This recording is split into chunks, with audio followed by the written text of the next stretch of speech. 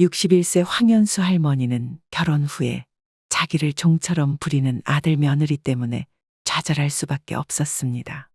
어머니, 제가 어제 부탁드린 모크넥 스웨터는 다려놓으셨어요? 뭐? 일단 옷들은 다 준비해 놓기는 했는데. 그게 뭐니? 아, 진짜? 모크넥이요. 모크넥? 그것도 모르면서 왜 어제는 알겠다고 하신 거예요. 황 씨의 며느리 수지는 흔히 말하는 신경질적인 여자였습니다. 하지만 그런 수지도 처음부터 그런 건 아니었어요. 모든 일의 시작은 황 씨가 친구에게 배신을 당하면서 시작되었습니다. 연수야, 너 나 믿지? 황 씨의 오랜 친구이자 바로 이웃에 살던 김복자. 복자는 어느 날 황 씨에게 부탁을 해왔습니다. 진짜 나 한 번만 딱 믿고 서류에 사인 한 번만 해주라. 사인? 아니, 갑자기 그게 무슨 소리인데. 복자의 말에 서류 내용을 확인한 황 씨는 깜짝 놀랄 수밖에 없었습니다. 아니, 이게 뭐야? 이거 보증 서달라는 내용이잖아. 그래, 맞아. 좀 부탁 좀 할게. 아니, 부탁이고 나발이고. 갑자기 이렇게 막무가내로 사람한테 이러는 법이 어디 있어. 그야, 넌 내 가장 친한 친구니까 그렇지. 아무리 가장 친한 친구여도 그렇지. 그렇고 말이 안 맞잖아. 가장 친한 친구한테 보증을 서달라고 하니? 안 돼. 절대 안 된다고. 복자의 말에 황 씨는 아연실색하며 단박에 거절했지만 복자는 그런 황 씨를 가만 놔두지를 않았습니다. 연수야, 정말 이번 한 번만 부탁할게. 연수야, 너 없으면 나 정말 집 팔아야 해. 연수야, 나 이제 그럼 죽는다. 응? 황 씨는 친구의 부탁을 매번 거절하느라 자기까지 피가 말라가는 기분이었고 결국 몇 달간 시달린 끝에 그래, 알겠어. 그러니까 제발 그만 좀 해. 얼만데? 도대체 내가 보증 서야 하는 금액이 얼만데 그래? 10억이야. 뭐? 10억? 지금 나더러 10억 보증을 서라고.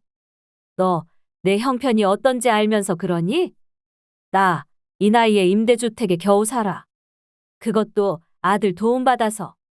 알아, 나도 안다니까. 내가 가장 친한 친구인 연수 너한테 설마 해가 되는 부탁을 하겠니? 말 그대로 그냥 보증만 서면 네 역할은 끝이야. 자, 이 문자 봐봐. 일주일 뒤에 내가 받기로 한 거래 대금이 12억이야. 네가 보증을 서주기만 하면 일주일 뒤에 내가 바로 문제 해결하고 너한테 감사 선물로 1억 줄게. 그렇게 돈이 많다는 애가 도대체 왜 나 같은 사람한테 보증을 서달라고 하는 건데? 아이고 정말. 나도 이러고 싶겠니? 말 그대로야. 너도 지금 망설이는 것처럼 사람들이 보증의 보자만 들어도 도망가니까 그렇지. 하지만 넌 내 제일 친한 친구잖아. 가족이나 다름없고. 내가 신께 맹세할게. 너한테 해가 되는 건 아무것도 없을 거야. 그냥 사인만 해주면 나머지는 내가 다 알아서 할게. 황 씨는 복자의 얼굴을 들여다보았습니다. 수십 년 넘게 함께 지내온 친구의 얼굴에는 간절함이 가득했죠. 돈도 무섭지만 오래간 함께해온 친구와의 인연을 잃는다는 것은 더 무서웠습니다. 결국 황 씨가 고개를 끄덕였습니다. 그래, 알겠어. 어디에 사인하면 되는데? 결국 황 씨는 복자의 보증을 서주었고 약속한 일주일이 지났지만 복자로부터는 그 어떤 연락도 오지 않았습니다. 직접 전화를 해보아도 마찬가지였죠. 아니, 얘는 약속한 날이 됐는데도 왜 전화를 안 받아? 답답한 마음에 결국 황 씨가 복자의 집에 찾아가 대문을 두드렸습니다. 같은 동네의 산이 도착까지는 금방이었지만 문제는 복자야. 나야, 연수. 문 좀 열어봐. 아이, 시끄러. 거기 누구 찾아요? 문 두드리는 소리가 시끄럽다는 듯 인상을 찌푸리며 나온 이웃에게 황 씨는 고개를 꾸벅 숙였습니다. 아, 죄송합니다. 여기 이 집에 제 아는 사람이 살아서요. 이 집이요? 설마 여기 살던 복자 아줌마요? 그 집을 잘 알아요? 잘 알죠. 저랑 수십 년 동안 알고 지낸 친구인걸요. 이상하네. 그럼 왜 지금 거기서 그러고 있는 거예요? 네? 갑자기 그게 무슨 말씀이세요? 아니, 그 집 며칠 전에 이사 갔잖아요. 그것도 새벽에 무슨 도망가듯이 말이에요. 네? 아니. 그게 무슨 말이에요? 복자가 이사를 갔다니요. 황 씨는 깜짝 놀라 자초지종을 알아보았고 알고 보니 정말로 복자는 황 씨에게 보증으로 모든 빚을 떠넘긴 후에 도망을 간 것이었습니다. 이를 어쩌면 좋아. 아이고, 아이고. 황 씨는 눈물을 흘리며 한탄해 보았지만 이미 모든 것은 너무 늦어 있었죠. 빚 때문에 살던 집에서 나와야 했음은 물론이고 노후 자금으로 쌓아놓았던 것까지 모두 청산해야 했습니다.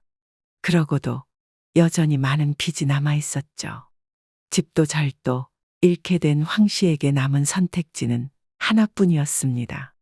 아들 민태에게 도움을 구하는 길뿐이었죠.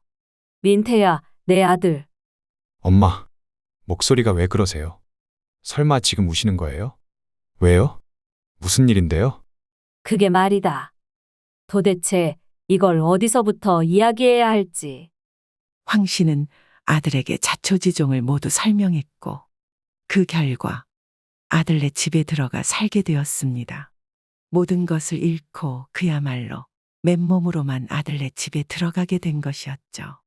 그러다 보니 황 씨는 며느리 수지의 눈치를 볼 수밖에 없었습니다. 어머니께서는 이쪽 방을 쓰시면 돼요. 아직 30살 밖에 되지 않은 수지였지만 이미 민태로부터 모든 소식을 듣고 와서인지 황 씨를 바라보는 시선은 쌀쌀맞기 그지없었습니다. 그럼에도 황 씨는 모든 걸 받아들이며 고개를 숙였죠. 고맙다, 수지야. 그리고 미안하다. 이렇게 갑자기 너희에게 신세를 지게 되어서. 미안하긴요. 우리가 남도 아니고 어머니가 힘드시면 당연히 저희가 도와야죠. 수지는 따뜻하게 말했지만 그것은 말뿐이었습니다. 황 씨가 아들 며느리 집에 들어간 첫날 밤, 황 씨가 이불 속에 누워 잠을 청하려는데 아들과 며느리가 말 다툼을 하는 소리가 들려왔거든요. 뭐? 10억? 어머니가 다른 사람 빚을 10억이나 들고 우리한테 온 거라고. 당신 미쳤어? 진정하라니까. 그리고 10억 아니라 이제는 8억이야. 어머니가 2억 정도는 갚으셨다고 했으니까. 10억이나 8억이나. 우리한테는 까마득한 돈이잖아. 안 그래도 생활비 쪼들려서 힘든데. 도대체 어쩌자고 어머니를 집으로 모시고 온 거야? 우리 집에 사람들이 돈 받으러 오면 어쩌려고? 그럴 일 없을 거야. 내가 알아서 다 처리할게. 당신이 처리하긴 뭘 처리해. 한 달에 300만 원도 겨우 벌면서. 차근차근 갚아나가면 되지. 그리고 목소리 좀 낮춰. 우리 엄마가 들으시겠어. 들으시라고 해. 우리 상황은 알고 계셔야지. 아니, 부모가 돼서 자식한테 도움은 주지 못할 망정 빚을 떠안게 하면 어쩌자는 거냐고. 문틈 너머로 들려오는 며느리의 가시 돋친 말에 황 씨는 조용히 숨죽여 눈물을 흘렸습니다. 내가 죽어야 할까? 며느리의 말이 황 씨의 머릿속에 계속 감돌았습니다. 자식한테 도움은 주지 못할 망정 빚을 떠안게 하는 부모. 살아있는 것 자체가 죄가 되는 존재. 황 씨는 죄책감에 눈물을 끊임없이 흘리며 밤을 지새웠습니다. 다음 날 아침, 황 씨는 한숨도 제대로 자지 못한 채 퀭한 눈으로 자리에서 일어났습니다. 내가 할 수 있는 게 대체 뭐지? 어제 수지 말을 들어보니까 내가 가만히 여기서 빈둥거리고 있으면 금방이라도 날 쫓아낼 것 같던데. 황 씨에게는 당장 입고 먹을 생활비조차 없었고 그런 그녀가 며느리의 눈치를 보는 것은 불가피한 선택이었습니다. 황 씨는 뻐근한 허리를 두드리며 겨우 몸을 일으켰습니다. 거울 속에는 퀭한 얼굴에 초라한 노인이 서 있었죠. 내가 정말 이렇게 늙었다니. 씁쓸한 마음을 감출 수 없었습니다. 얼마 전까지만 해도 내 집에서 다른 사람 눈치 안 보며 밥 해 먹으며 살았는데 이제는 아들 며느리 집에서 눈칫밥을 먹게 되다니. 일단 일어나자. 방문을 열고 나가니 거실에서 며느리 수지가 분주하게 아침 식사를 준비하고 있었습니다. 황 씨는 수지의 모습을 보는 것만으로도 어젯밤 들었던 퉁명스러운 목소리를 떠올리며 불안감을 느꼈습니다. 수지는 황 씨를 흘끗 보더니 퉁명스러운 목소리로 말했죠. 일어나셨어요? 밥은 곧 다 될 거예요. 싸늘한 말투였습니다. 이미 수지의 마음속에서 황 씨는 하찮고 집만 되는 존재라는 계산이 끝난 것 같았죠. 이런 인식이 굳어버리면 황 씨로서는 좋을 게 없었습니다. 결국 황 씨가 먼저 조심스럽게 입을 열었습니다. 수지야. 내가 혹시라도 너희한테 짐이 되는 건 아닌지 걱정돼서 말이다. 수지는 묵묵부답으로 반찬만 그릇에 담았습니다. 그럴수록 황 씨는 더욱 불안해졌습니다. 이대로 쫓겨나면 어쩌나 갈 곳도 없는데. 내가 집안일을 좀 도울까? 내가 밥도 할 수 있고 빨래도 잘하거든. 예전에 식당 일도 잠깐 했었고. 황 씨는 용기를 내어 말했습니다.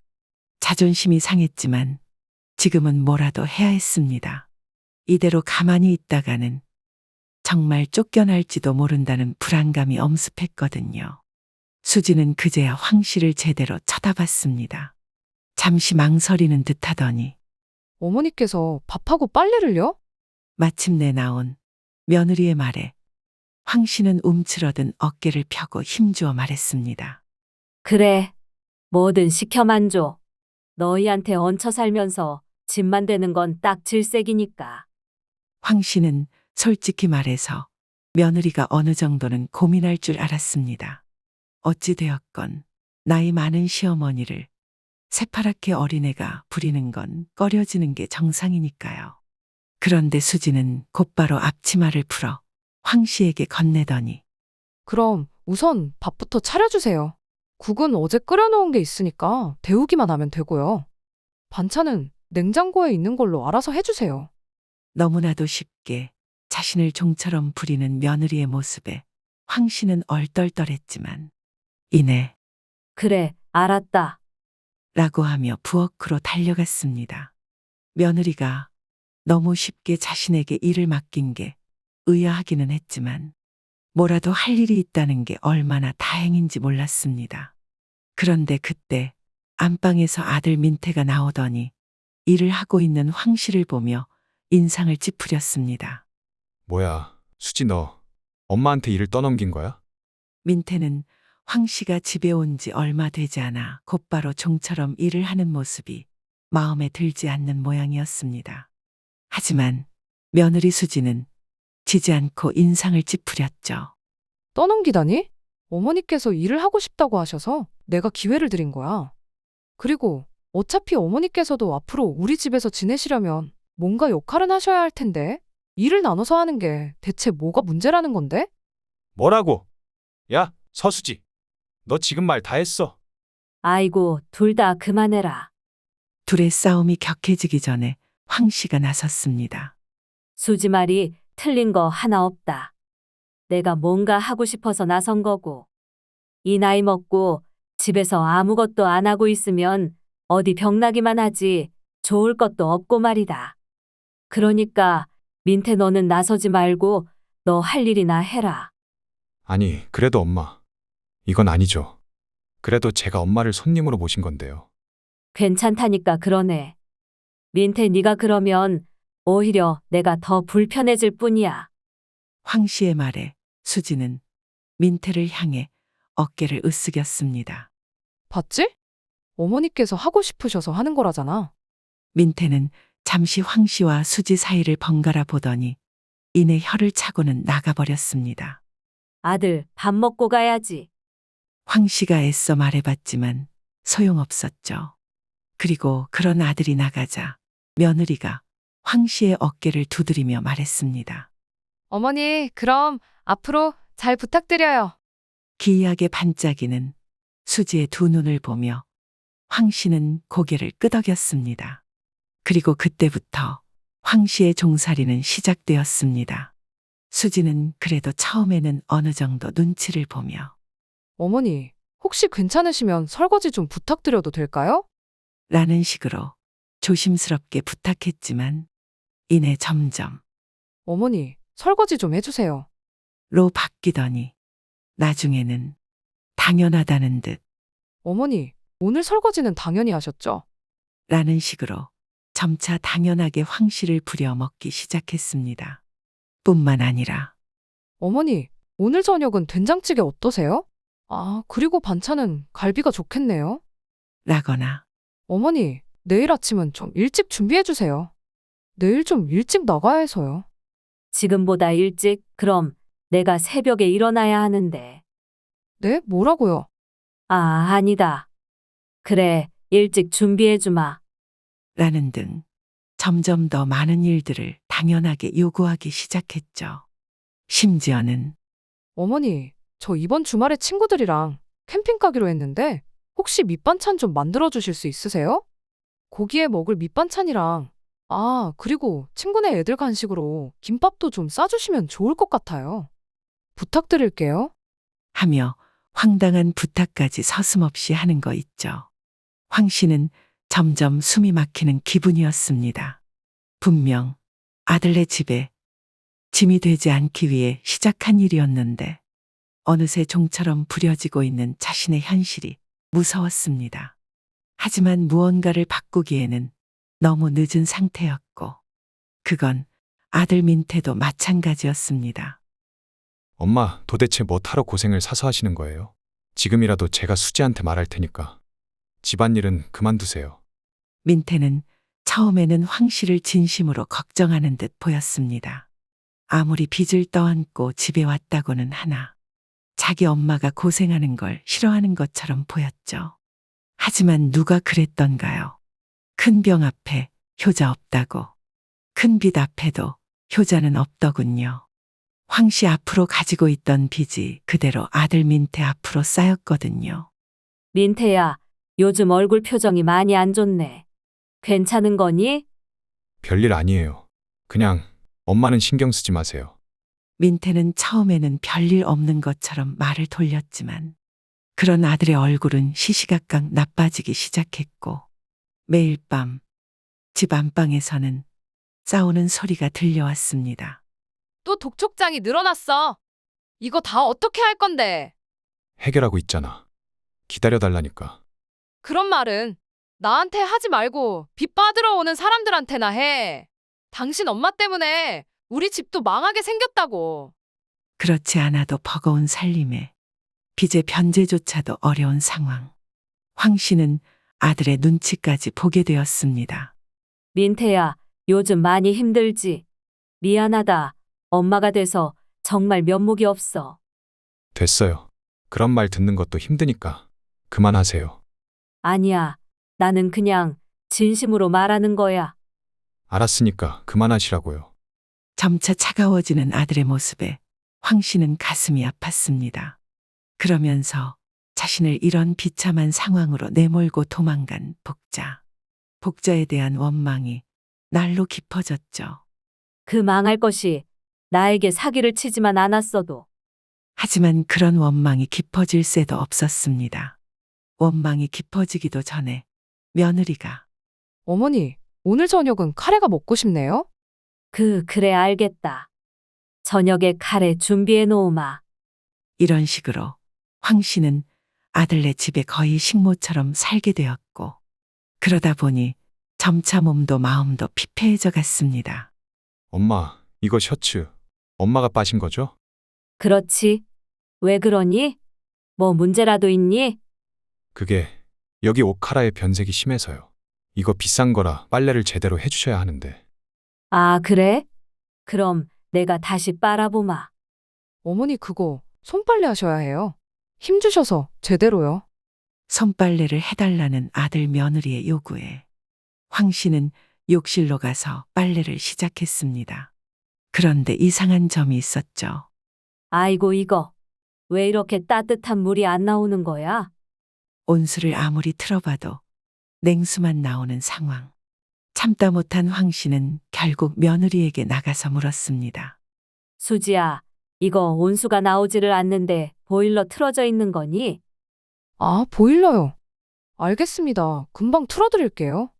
며느리의 대답을 들은 황 씨는 다시 빨래를 시작했지만 어째서인지 틀어준다던 온수는 나오지를 않고 결국 빨래를 마칠 때까지 계속 찬물에 고문당하듯 두 손을 떨며 일을 해야 했습니다.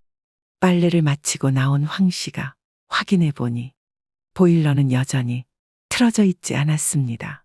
수지야, 이거 내가 빨래할 때 보일러 좀 틀어달라고 아까 말했던 것 같은데. 아, 맞다. 그러셨었죠. 죄송해요. 제가 깜빡했네요.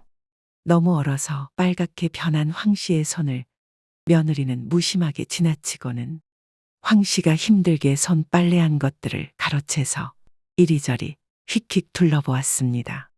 빨래 잘하셨네요. 감사해요, 어머니. 그리고 그게 끝이었습니다.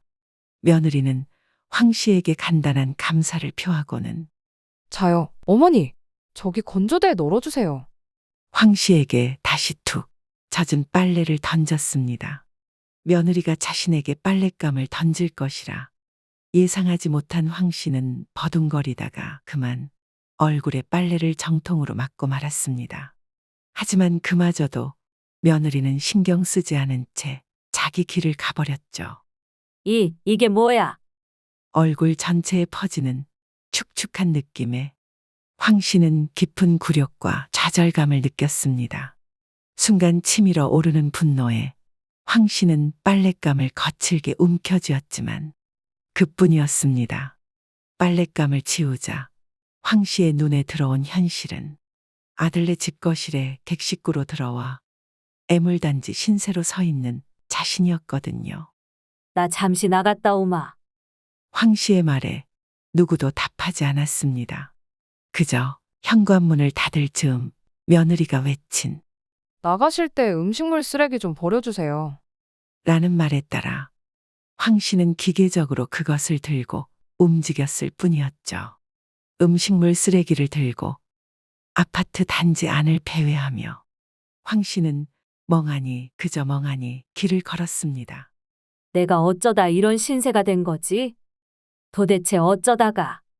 아무리 생각해도 답이 나오지를 않았습니다. 그저 찾을 수 있는 답은 하나뿐. 내가 멍청했구나. 내가 모자랐던 거야. 친구를 믿어 전 재산을 잃었고 가족을 믿고 의지하려다 그나마 있던 가족의 정마저 잃게 되었으니 황 씨는 세상에 홀로 남겨진 기분이었습니다. 우리 엄마 아빠가 돌아가셨을 때도 지금처럼 비참한 기분은 아니었는데. 멍하니 눈을 끔뻑이던 황 씨의 눈앞에 지친 얼굴의 여자 한 명이 보였습니다. 황 씨와 비슷한 나이, 비슷한 몰골이었지만 이상하게도 황 씨보다는 더 힘이 있어 보였죠. 황 씨는 자기도 모르게 입을 열었습니다. 저기요. 황 씨의 부름에 힘없이 걷던 여자가 고개를 들었습니다. 네? 아, 그게. 혹시 어디 다녀오시는 길이세요? 뭔가 힘들어 보이셔서요. 저요? 그냥 일하고 돌아오는 길인데요. 왜 그러세요? 일이요? 어떤 일을 하시는데요? 황 씨의 물음에 여자는 잠시 이상하다는 듯 인상을 찌푸렸습니다. 그럴 만도 했죠. 초면에 다짜고짜 이렇게 묻는 사람은 없을 테니까요. 하지만 그만큼 황 씨는 간절했고 그런 기운을 알아챈 것인지 여자가 답해 주었습니다. 요 앞에 식당 다녀요. 그런데 왜 그러세요? 식당이요? 아, 그러시구나. 그냥 너무 힘들어 보이셔서요. 힘들어 보인다고요? 제가요? 황 씨의 말에 여자가 웃긴다는 듯 코웃음을 쳤습니다. 제 말이 뭐가 그렇게 웃긴가요? 아니, 무슨 일인지는 모르겠지만 저보다는 그쪽이 훨씬 더 힘들어 보여서요. 여자가 말을 남기고 황 씨의 곁을 떠났습니다. 내가 더 힘들어 보인다고. 황 씨는 자신의 모습을 되돌아보았습니다. 그녀의 말은 사실이었어요. 황 씨는 일은 일대로 하고 있었지만 그렇다고 자기가 일한 만큼 보상을 받지도 못하는 며느리 집에 종노릇하고 있었으니까요. 이대로 사는 건 아니야. 그래. 차라리 나도 식당에 나가서 일이라도 하면서 돈을 버는 게 낫겠어. 황 씨는 마음을 굳혔고 결심 끝에 행동에 나섰습니다. 다음 날 아침 밥을 차려놓고 설거지까지 마친 황 씨는 굳은 표정으로 며느리에게 말을 꺼냈습니다. 수지야, 나 할 말이 있다. 수지는 화장대 앞에서 화장을 하다가 퉁명스럽게 대답했습니다. 무슨 일 때문에 그러세요? 중요한 거 아니면 나중에 이야기해도 될까요? 보시다시피 제가 좀 바빠서. 나 식당에 가서 일하려고 한다. 황 씨의 말에 수지는 뒤로 돌아 눈을 끔뻑였습니다. 식당 일이요? 어머니께서요? 나 아직 늙지 않았어. 그리고 가만히 있는 것보다는 뭐라도 하는 게 낫지 않겠니? 너희한테 얹혀 사는 것도 너무 미안하고. 그리고 내가 일을 하면 빚 변제에도 도움이 될 거야. 황 씨는 최대한 단호하게 말했습니다. 더 이상 며느리에게 휘둘리고 싶지 않았습니다. 자신의 인생을 되찾고 싶다는 간절한 마음뿐이었죠. 며느리 수지는 화장을 멈추고 황 씨를 빤히 쳐다봤습니다. 그러더니 어머니, 갑자기 왜 그러시는 거예요? 설마 저 때문에 그러시는 거예요? 제가 혹시 어머니 불편하게 해드렸나요? 정확한 진단이었지만 황 씨는 애써 아닌 척했습니다. 아니다. 네 탓이 아니야. 그냥 내가 결정한 거다. 며느리는 황 씨를 위아래로 쳐다보며 말했습니다. 어머니, 식당 일이 얼마나 힘든데요? 어머니 연세 감당하실 수 있겠어요? 괜히 몸만 상하고 병이라도 나시면 어쩌시려고요? 걱정은 고맙지만 난 괜찮다. 이미 마음 굳혔으니까 말리지 마라. 그런데요, 어머니. 며느리가 잠시 망설이더니 말을 덧붙였습니다. 혹시 식당 일 시작하시면 저희 집안일은 어떻게 하실 거예요? 황 씨는 순간 멍해졌습니다. 며느리의 질문은 마치 식당 일은 하되 집안일도 계속하라는 듯한 뉘앙스로 들렸거든요. 집안일이라니? 내가 식당에 나가서 일하면 집안일은 당연히 못하지 않겠니? 황 씨가 되묻자 수지는 천진난만한 표정으로 말했습니다. 에이, 어머니. 설마 집안일을 아예 안 하시겠다는 건 아니시죠? 저희도 맞벌이라 바쁘고 집안일은 지금까지 어머니께서 잘 해주셨잖아요. 식당 일하시는 건 좋은데 집안일까지 소홀히 하시는 건 좀 그런데요? 황 씨는 기가 막혔습니다. 며느리는 황 씨가 식당에 나가서 돈을 벌어오는 것은 바라면서도 집안일은 여전히 황 씨에게 떠맡기려고 했던 겁니다. 결국 며느리에게 황 씨는 공짜 식모 이상의 존재는 아니었던 거죠. 수지야, 그건 좀 아니지 않니? 내가 식당에서 하루 종일 일하고 집에 돌아와서 또 집안일까지 하라는 거니? 황 씨가 항의하자 며느리 수지는 볼멘 소리로 대꾸했습니다. 그렇다기보다는 그냥 의견을 말씀드린 거예요. 일단은 알겠어요, 어머니. 아니, 뭐 이런 무개념한 아이가 다 있어. 끝내 며느리의 허락을 받아낸 황 씨는 씁쓸한 마음으로 식당 일자리를 알아보기 시작했습니다. 하지만 쉽지만은 않았죠. 나이 때문에 번번이 거절당하기 일쑤였습니다. 몇 군데 식당에서는 아예 면접조차 보지도 않고 전화로 거절하는 경우도 많았습니다. 나이가 몇 살이시라고요? 61요. 네? 아, 다 좋은데 나이가 조금. 죄송합니다. 저희는 젊은 이모님을 구하고 있어서요. 나이 많은 사람은 필요 없다는 냉정한 현실을 황 씨는 뼈저리게 느껴야 했습니다. 그러던 어느 날 아파트 단지 근처 작은 식당에서 직원을 구한다는 광고를 보았습니다. 주방 보조 및 홀 서빙이라는 문구에 황 씨는 마지막 희망을 걸고 식당으로 향했습니다. 식당은 허름했지만 왠지 모르게 정감이 가는 분위기였죠. 주인은 넉살 좋은 인상의 중년 남자였는데 황 씨의 사정을 듣더니 흔쾌히 고개를 끄덕였습니다. 아이고, 어머님, 저희 식당은 사람 없어서 난리인데 어머님처럼 경력 많으신 분이 와주시면 저희야 땡큐죠. 나이는 숫자에 불과합니다. 열심히만 해주십시오. 주인의 따뜻한 말에 황 씨는 눈물이 핑 돌았습니다. 그동안 겪었던 냉대와 무시를 한순간에 잊게 해주는 따뜻함이었죠. 황 씨는 주인의 제안을 받아들이고 다음 날부터 식당에 출근하기로 했습니다. 아이고, 일을 쉬다가 다시 해서 그런지 전보다 훨씬 힘드네. 식당 일은 생각보다 훨씬 고되었습니다. 주방 보조로 시작했지만 손님이 몰릴 때는 홀 서빙까지 도맡아 해야 했거든요. 쉴 새 없이 쏟아지는 주문에 정신없이 움직이다 보면 어느새 하루가 훌쩍 지나가 있었습니다. 집에 돌아오면 녹초가 되기 일쑤였죠. 하지만 힘든 만큼 보람도 있었습니다. 이번 달 월급이 들어왔네. 그래, 이 정도면 충분하지. 오랜만에 손에 쥔 월급 봉투는 그 어떤 보석보다 반짝이는 듯했습니다. 황 씨는 월급을 받자마자 가장 먼저 빚 변제에 나섰습니다. 조금씩이라도 빚을 갚아나가는 것이 황 씨에게는 가장 중요한 목표였으니까요. 그리고 그동안 아들 며느리가 대신 내주었던 이자도 이제는 자신의 힘으로 낼 수 있게 되었습니다. 아주 조금씩이지만 내 상황은 나아지고 있어. 아니, 나아지고 있지 않더라도 난 그렇게 믿고 싶어. 하지만 아이러니하게도 황 씨의 생활은 크게 달라지지 않았습니다. 식당에서 고된 노동에 시달리면서도 집에 돌아오면 여전히 집안일을 해야 했거든요. 며느리 수지는 황 씨가 식당에 다니는 것을 알면서도 당연하다는 듯 집안일을 시켰습니다. 어머니 퇴근하시고 마트에 들러서 저녁거리 좀 사다 주세요. 라거나 어머니 고생하셨어요. 샤워하시고 이따 욕실 청소 좀 부탁드려요. 하며 은근히 집안일을 떠넘기는 건 여전했습니다. 황 씨는 속으로 씁쓸함을 감출 수 없었습니다. 하지만 이제 와서 며느리에게 따져 물을 용기도 없었습니다.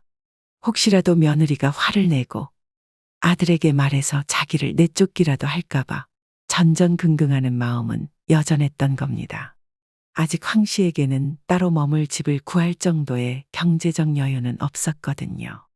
이렇게 살아서 과연 내 인생에 희망이 있을까? 그렇게 힘겨운 나날을 보내던 어느 날, 황 씨는 여느 때처럼 식당에서 저녁 손님을 맞이하고 있었습니다. 저녁 피크 타임이라 식당 안은 북적거렸고, 황 씨는 땀을 뻘뻘 흘리며 테이블 사이를 분주하게 뛰어다녔습니다. 이모님, 여기 물 좀 더 주세요. 이모, 저희 삼겹살 1인분 추가요. 네, 갑니다. 잠시만요. 쉴 새 없이 울리는 손님들의 외침에 정신이 하나도 없었죠. 바로 그때 식당 문이 열리는 소리가 들렸습니다. 황 씨는 일에 집중하고 있는데 방금 들어온 손님이 사장에게 다가가 무언가 말을 하는 게 들렸습니다. 혹시 여기 황현수라는 분이 일을 하고 있나요?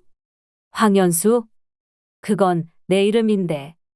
황 씨는 자기도 모르게 고개를 돌렸습니다. 그러자 낯익은 얼굴이 눈에 들어왔습니다. 화려한 명품 옷을 걸치고 얼굴에는 짙은 화장을 한, 하지만 아무리 봐도 잊을 수 없는 면상.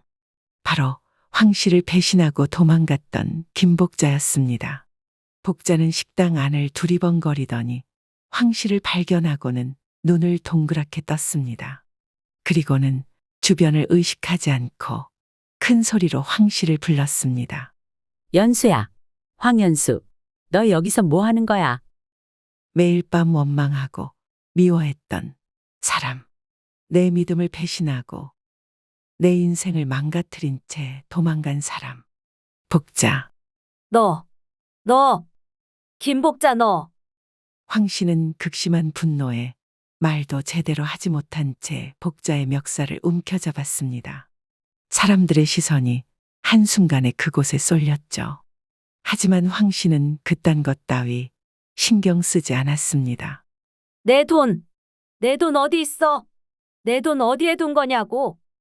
이상한 것은 격분한 황 씨와 달리 복자는 차분했다는 거였습니다. 일단 진정해, 연수야. 이거 놓고 이야기하자. 놓고 이야기하면 뭘 해? 내가 2번 다시 널 믿으면 천하의 바보 천치라고. 황 씨의 거친 말에도 복자는 이해한다는 듯 고개를 끄덕였습니다. 그래, 나도 알아. 나도 너같이 행동했을 거야. 하지만 잘 생각해봐. 난 지금 여기까지 너를 찾으러 온 거야. 네가 날 찾은 게 아니라. 날 찾으러 왔다고? 복자가 고개를 끄덕였습니다. 그래, 널 찾으러 온 거라고. 네 돈을 돌려주기 위해서? 뭐? 내 돈을? 황 씨가 마침내 손을 놓자 복자는 이제야 좀 살겠다는 듯 숨을 몰아쉬고는 말했습니다. 일단 보는 눈이 많으니까 사람들 없는 곳으로 가서 이야기할까? 머릿속까지 웅웅 울리는 복자의 말에 황 씨는 겨우 분노를 가라앉혔습니다. 흥분해서 소리치고 멱살까지 잡았지만 복자의 입에서 돈을 돌려주겠다는 말이 나오자 순간 정신이 번쩍 들었던 겁니다. 혹시라도, 정말 혹시라도 복자가 돈을 가지고 온 걸까? 가슴이 두근거리고 기대감이 차올랐습니다. 그래, 사람들 없는 데 가서 이야기하자. 황 씨는 떨리는 목소리로 말했습니다.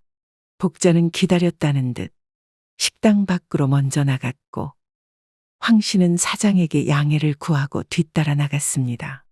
식당 근처 한적한 카페에 자리를 잡고 마주 앉았지만 황 씨는 여전히 복자를 믿을 수 없었습니다. 그래서 돈은? 황 씨는 단도직입적으로 물었습니다. 복자는 당황한 기색 없이 차분하게 대답했습니다. 줄 거야. 그 전에 우선 미안해, 연수야. 정말 미안해. 내가 너한테 정말 큰 죄를 지었어. 나도 원래 도망을 가려고 했던 건 아니었어. 그냥 당시 상황이 너무 어려워서. 복자는 정말 미안한 표정으로 고개를 숙였습니다. 황 씨는 코웃음을 쳤죠. 이제 와서 미안하다는 말 한마디로 지난 세월의 고통이 씻겨질 리 없잖아요.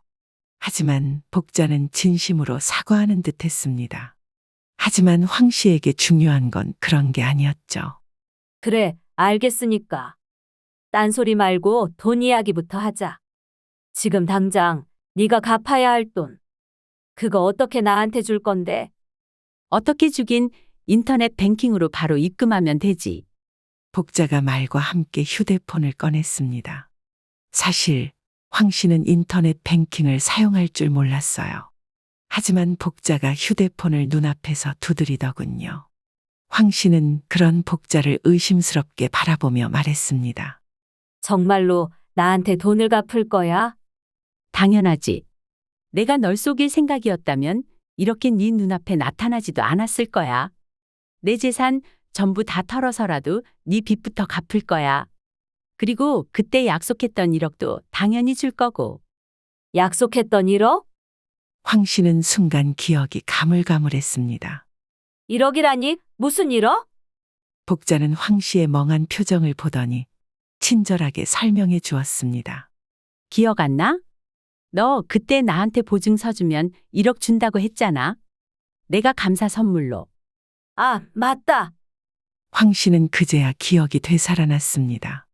복자가 보증을 부탁하면서 1억이라는 거금을 제시했었죠. 하지만 그 사이 너무 많은 일들이 있어서 잊었던 거였습니다. 하지만 황 씨는 성급하지 않고 침착하게 말했습니다. 알았으니까 빨리 입금부터 해. 그리고 나한테 확인시켜주고. 당연하지. 물론이고 말고. 자, 봐봐. 지금 바로 내 계좌로 돈 보내줄게. 복자는 황 씨에게 계좌번호를 묻고는 망설임 없이 돈을 이체하기 시작했습니다. 10억 그리고 1억, 총 11억이라는 거금이 순식간에 황 씨의 계좌로 송금되는 것을 황 씨는 눈앞에서 멍하니 지켜볼 수밖에 없었습니다. 믿을 수 없는 광경에 넋이 나갈 지경이었죠. 입금됐어. 바깥에 나가서 가까운 은행 ATM에 가볼래? 거기 가서 네가 직접 확인해봐. 황 씨는 얼떨떨하게 고개를 끄덕이며 황급히 복자와 가까운 ATM기 부스에 들어갔습니다. 카드를 넣고 비밀번호를 눌렀죠. 그리고 금액을 확인해 보니 나온 것은 11억. 정말로 11억이라는 거금이 통장에 꽂혀 있는 것을 확인하는 순간 황 씨는 그 자리에 주저앉고 말았습니다. 드디어 빚을 갚을 수 있어. 황 씨는 멍하니 중얼거렸습니다. 꿈인지 생시인지 도저히 분간이 가지 않았습니다. 하지만 통장에 찍힌 거액은 분명히 현실이었죠. 황 씨는 복자를 멍하니 올려다보았습니다. 복자는 그런 황 씨를 따뜻하게 바라보며 손을 내밀었습니다. 괜찮아? 네가 너무 놀라니까 내가 더 미안해진다. 연수야. 그 뒤로도 복자는 황 씨에게 따로 돈이 담긴 봉투를 챙겨주며 자신이 그동안 미안했다며 앞으로 다시 친한 친구로 지내자는 제의까지 했지만 정신이 멍해진 황 씨의 귀에는 그 모든 것이 잘 들어오지 않았습니다. 그저 비틀거리는 걸음으로 집으로 향할 뿐이었어요. 이제 빚을 갚을 수 있어. 집으로 향하는 한 걸음, 한 걸음을 뗄 때마다 그동안 겪었던 온갖 서름들이 스쳤습니다. 살고 있던 집에서 나와 거리로 내쫓기던 때, 그리고 아들네 집에 들어와 며느리의 종으로 살던 때까지 모든 고난의 순간들이 황 씨를 괴롭게 했죠. 하지만 이제는 마침내 그런 것들로부터 해방될 수 있는 거였습니다. 멍한 정신을 붙잡고 아들 집 앞에 다다랐습니다. 문을 열고 들어가니 아들과 며느리는 평소처럼 인상을 찌푸린 채 황 씨를 힐끗 보고는 다시 각자 휴대폰으로 고개를 돌렸죠. 며느리는 휴대폰에 시선을 고정한 채 오셨어요? 저기 빨래 바구니에 세탁물 넣어놨으니까 좀 비워주세요. 라고 말할 뿐이었고 아들은 그런 며느리에게 아무 말도 없이 그냥 인상만 찌푸리고 있었습니다. 두 사람 모두 황 씨를 그저 자신들에게 빚을 떠넘긴 짐덩이로만 여기고 있는 현실. 드디어 이 현실로부터 벗어날 수 있어. 네? 뭐라고요? 벗어날 수 있게 됐다고. 뭐라고 하시는 거야? 나도 몰라. 그냥 혼잣말 하나 보지. 황 씨는 벗어날 수 있게 된 거였습니다. 하지만 황 씨는 그걸 아들과 며느리에게 말하지 않기로 했습니다. 그동안 자신을 하찮게 여기고 더 이상 부모 취급도 하지 않은 두 사람과 이 기쁜 에너지를 공유하고 싶지 않았거든요. 황 씨는 평소처럼 묵묵히 집안일을 했습니다. 아들과 며느리가 자려고 방에 들어갈 때까지 그들이 야식을 먹고 남은 잔해들을 치웠죠. 아들이 황 씨에게 말했습니다. 엄마, 쓰레기들은 잘 분리해서 버려주세요. 안 그러면 귀찮아지니까요. 말을 끝으로 문을 닫고 들어가 버린 아들 부부를 보며 황 씨는 깊은 한숨을 내쉬고는 곧바로 행동에 들어갔습니다.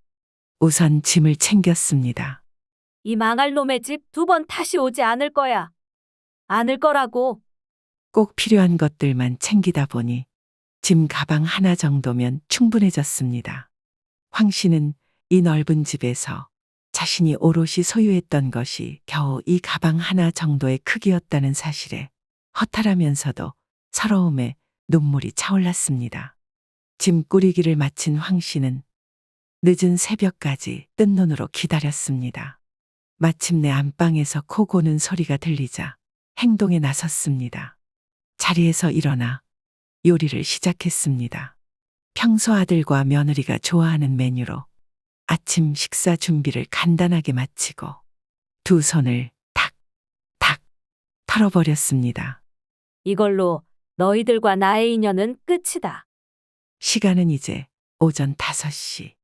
황 씨는 곧바로 짐을 들고 바깥으로 나왔습니다. 미리 부른 택시를 타자 기사가 고개를 내밀었습니다. 어디로 모실까요? 가까운 호텔로 가주세요. 저렴하지 않고 품위 있는 곳으로요. 즉시 도착한 호텔에서 황 씨는 체크인을 하고 짐을 풀고 포근한 침대 위에 몸을 던졌습니다.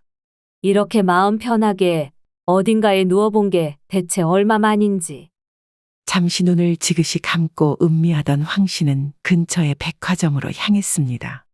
그곳에서 여행용 캐리어와 입고 다닐 옷을 구매했죠. 주렁주렁 짐을 들고 다니는 황 씨를 본 젊은 직원 하나가 미소를 지으며 말했습니다. 사모님, 어디 멀리 여행 가시나 봐요. 여행이요? 네, 여행 가방에 옷까지 여러 벌 구매하셔서 드린 말씀이었는데 제가 실수한 걸까요? 직원의 말에 황 씨는 잠시 눈을 끔뻑였습니다. 여행이라. 그러고 보니 난 지금 무얼 하고 싶어서 이렇게 다니는 거지? 황 씨는 무작정 아들네 집에서 도망 나오고자 한 것이었지. 어디론가 떠날 생각은 없었습니다. 그러던 황 씨의 눈에 이내 옷가게 벽에 붙어 있는 세계 지도가 보였습니다. 그것을 잠시 바라보던 황 씨가 직원에게 물었습니다. 만약 세계 어디로든 여행을 떠날 수 있다면 아가씨는 어디로 가고 싶어요? 저요? 제가 만약 어디로든 떠날 수 있다면 잠시 망설이던 직원이 입을 열었습니다. 당연히 유럽이죠. 모든 여자들의 로망이잖아요. 유럽이라. 그럼 됐네요. 나도 유럽으로 가야겠어요. 황 씨는 그 자리에서 옷을 몇 벌 더 산 후에 백화점에서 나왔습니다. 호텔로 가서 옷을 정리했고 미용실에 들러 머리 염색과 커트를 마쳤습니다. 마지막으로 새로 산 옷으로 몸을 단장한 후에 가까운 은행으로 향했습니다. 항상 일에 피곤에 찌들어 있던 황 씨가 익숙했던 은행 창구 직원들은 몰라보게 달라진 황 씨를 보며 수군거렸습니다. 어머님, 오늘은 뭔가 많이 달라지셨네요. 직원의 말에 황 씨가 고개를 끄덕였습니다. 달라질 수밖에요. 그동안 정말 많은 일들이 있었거든요. 무튼 좋아 보이셔서 다행이에요. 오늘은 어떤 일을 도와드릴까요? 제 앞으로 되어 있는 빚 갚으러 왔어요. 아, 이자 말씀이시군요. 아니요, 이자를 포함해서 채무에까지 갚으려고요. 황 씨의 말에 은행 직원의 눈이 잠시 커지더니 이내 고개를 끄덕였습니다. 그럼 채무액은 얼마 정도 갚으시겠어요? 평소 갚으시던 비율을 생각하면 30만 원 정도일까요? 8억이요. 황 씨는 은행 직원의 얼굴을 똑바로 바라보며 말했습니다. 내 인생을 옥죄었던 그 망할 빚 8억 전부 한 번에 갚겠어요. 잠시 후 은행에서 나온 황 씨는 남은 재산을 확인해 보았습니다. 8억 빚을 갚고 나니 남은 재산은 약 3억 정도. 황 씨는 그 돈이 담긴 카드를 쥐고서 눈을 지그시 감았습니다. 끝났어. 드디어. 황 씨는 곧바로 유럽행을 준비하기 시작했습니다. 여행 가방을 챙기고 여권과 비행기 티켓을 확인했죠. 프랑스 파리와 런던, 낭만적인 도시에서 에펠탑과 멋들어진 건축물을 보고 맛있는 요리를 맛볼 생각에 가슴이 설레었습니다. 호텔에서 짐을 챙기고 택시에 몸을 실었습니다. 기사님, 인천공항으로 부탁드립니다. 창밖으로 스쳐 지나가는 서울 풍경은 왠지 모르게 낯설게 느껴졌습니다. 그동안 쳇바퀴처럼 굴러가던 일상에서 벗어나 완전히 새로운 세상으로 나아가는 기분이었죠. 바로 그때 휴대전화가 요란하게 울렸습니다. 아들 민태에게서 걸려온 전화였죠. 황 씨는 망설이다가 전화를 받았습니다. 여보세요? 엄마, 지금 어디예요? 다짜고짜 묻는 아들의 목소리가 어딘가 날카롭게 들렸습니다. 공항 가는 길이다. 황 씨는 담담하게 대답했습니다. 공항이요? 갑자기 공항은 왜 가시는 건데요? 캐묻는 듯한 아들의 말투에 황 씨는 잠시 망설이다가 말했습니다. 나 유럽으로 떠난다. 유럽이라니요? 갑자기 그게 무슨 소리세요? 빚도 산더미처럼 남겨놓으신 상태에서 그게 무슨 말도 안 되는 소리예요. 아들의 황당하다는 듯한 반응에 황 씨는 그동안 쌓였던 감정이 폭발하는 것을 느꼈습니다. 그 빚 다 갚았다. 오늘부터 너희들에게 신세 질 일 없을 거다. 그리고 그동안 내가 진 신세는 너희들 집에서 종살이한 것으로 모두 충분히 갚았다고 생각한다. 빚을 갚았다니 그건 또 무슨 소리예요?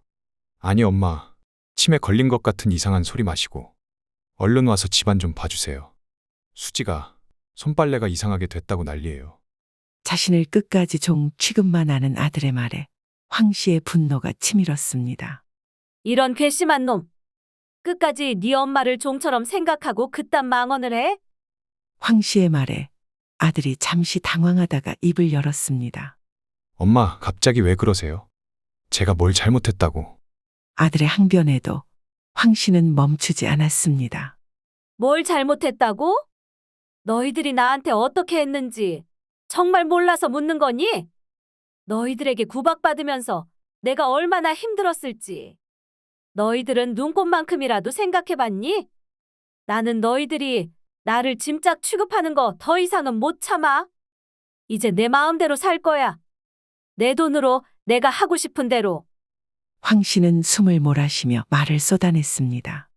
아들은 아무 말도 하지 못하고 그저 숨막히는 침묵만이 전화선을 따라 흘렀죠. 황 씨는 더 이상의 통화가 서로 필요하지 않음을 깨달았습니다. 이제 황 씨에게는 아들 며느리가 필요하지 않았고 그들에게도 황 씨가 필요하지 않았으니까요. 끊는다. 황 씨는 짧게 말하고 전화를 끊었습니다. 후련함과 동시에 왠지 모를 씁쓸함이 밀려왔습니다. 하지만 후회는 없었습니다. 황 씨는 이제부터라도 자신을 위해 살아가기로 마음먹었으니까요. 제일 빠른 티켓으로 주세요. 프랑스로요. 공항에 도착한 황 씨는 곧바로 프랑스행 티켓을 구매했습니다. 가장 빠른 항공편. 좌석은 당연히 비즈니스석으로. 생전 처음 누리는 호사였죠.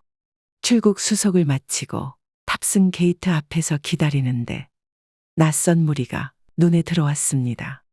남녀노소 열댓 명쯤 되어 보이는 사람들이 둥글게 모여 무언가 이야기를 나누고 있었습니다. 저기 혹시 다들 여기서 뭘 하시는 걸까요? 궁금증에 다가가 말을 걸어보니 아프리카로 선교 활동을 떠나는 사람들이라고 했습니다. 출국 전에 다 같이 모여 하느님께 기도를 드리려고 한다는 말에 황 씨는 용기를 내어 자신도 함께 기도해도 되겠냐고 물었습니다. 무리의 대표로 보이는 신부님은 흔쾌히 물론입니다. 함께 하시죠. 라고 답했습니다. 그럼 어머님께서는 어떤 일로 어디를 가시는 길인가요? 신부님이 황 씨에게 한 질문이었습니다. 황 씨는 잠시 망설이다가 솔직하게 털어놓았습니다. 저는 유럽으로 가요. 유럽이라 좋네요. 그럼 왜 가시는 겁니까? 왜라니 그건 질문을 받은 황 씨는 잠시 침묵을 지켰습니다. 한 번도 생각해보지 못했던 질문이었어요. 이내 황 씨가 차분하게 입을 열었습니다. 자유. 나만의 온전한 자유를 위해서 가요. 신부님은 황 씨의 말에 깊은 눈빛으로 고개를 끄덕였습니다. 그리고는 황 씨의 손을 잡고 진심으로 축복해 주었습니다. 하느님께서 어머님의 여정을 항상 함께 하실 겁니다. 부디 그곳에서 진정한 자유와 행복을 찾으시길 기도하겠습니다. 비행기를 타고 파리에 도착하자마자 황 씨는 숨을 크게 들이쉬었습니다. 공항을 나서는 순간 낯선 언어와 이국적인 풍경이 눈앞에 펼쳐졌지만 이상하게도 두려움보다는 설렘이 더 컸습니다. 그래. 여기가 바로 내가 그토록 꿈꿔왔던 자유의 땅, 프랑스구나. 호텔에 짐을 풀고 가장 먼저 향한 곳은 에펠탑이었습니다. 사진으로만 보던 거대한 철골 구조물이 눈앞에 나타났을 때 황 씨는 입을 다물지 못했습니다. 밤하늘을 배경으로 반짝이는 에펠탑의 야경은 정말이지 숨막힐 듯 아름다웠죠. 황 씨는 에펠탑 아래 벤치에 앉아 한참 동안 그 황홀한 광경을 넋놓고 바라보았습니다. 다음 날부터는 본격적인 파리 탐험에 나섰습니다. 루브르 박물관에서 모나리자의 미소를 감상하고 베르사유 궁전의 화려함에 감탄하며 몽마르트 언덕에서 파리 시내를 한눈에 내려다보았습니다. 길거리 카페에 앉아 향긋한 커피를 마시며 여유로운 시간을 보내기도 했죠. 프랑스 빵집에서 바게트와 크로아상을 사서 센 강변에서 피크닉을 즐기기도 했습니다. 모든 것이 새롭고 신기하고 황 씨의 마음은 매일매일 기쁨으로 가득 찼습니다. Bonjour, madame. 프랑스 사람들은 생각보다 친절했습니다. 길을 물어보면 자세히 설명해주고 식당에서는 맛있는 음식을 추천해 주었죠. 황 씨는 서툰 영어와 손짓 발짓을 섞어가며 사람들과 소통하려고 노력했습니다. 처음에는 어색했지만 점점 자신감이 붙고 외국인들과 대화하는 것이 즐거워졌습니다. 세상에, 정말 이런 음식도 맛이 있었구나. 프랑스 음식은 황 씨의 입맛에 딱 맞았습니다. 부드러운 크림 소스가 듬뿍 뿌려진 스테이크, 바삭한 바게트에 버터를 발라 먹는 맛, 달콤한 마카롱과 에클레어까지. 황 씨는 매일 새로운 프랑스 음식을 맛보는 재미에 푹 빠졌습니다. 특히 프랑스 와인은 황 씨의 입맛을 사로잡았죠. 저녁 식사 때마다 향긋한 와인 한 잔을 곁들이는 것이 황 씨의 새로운 행복이 되었습니다. 혼자 떠나온 여행이었지만 외롭다는 생각은 전혀 들지 않았습니다. 매일 새로운 풍경과 문화를 접하고 맛있는 음식을 먹고 친절한 사람들을 만나면서 시간 가는 줄 몰랐죠. 황 씨는 매일 밤 호텔 방에 돌아와 오늘 하루 동안 있었던 일들을 일기장에 꼼꼼히 기록했습니다. 일기장에는 파리에서의 행복한 추억들이 빼곡하게 채워져 갔습니다. 여행하면서 황 씨는 점점 더 활기차고 젊어지는 듯한 기분이 들었습니다. 매일 아침 일찍 일어나 새로운 곳을 탐험하고 저녁에는 맛있는 음식을 먹고 편안하게 잠자리에 드는 규칙적인 생활이 황 씨의 몸과 마음을 건강하게 만들어 주었던 것 같습니다. 무엇보다 더 이상 누구의 눈치도 볼 필요 없이 오롯이 자신만을 위해 시간을 쓸 수 있다는 자유로움이 황 씨를 행복하게 만들었습니다. 어느 날 센 강변을 따라 산책하던 황 씨는 문득 깨달았습니다. 아, 내가 지금 정말 행복하구나. 지난 61년 동안 느껴보지 못했던 진정한 행복을 프랑스에서 찾게 된 것이었습니다. 황 씨는 센 강을 바라보며 조용히 미소 지었습니다. 그래, 이제부터 시작이야. 나의 행복한 두 번째 인생은 바로 지금부터 시작될 거라고. 황 씨는 마음속으로 굳게 다짐했습니다.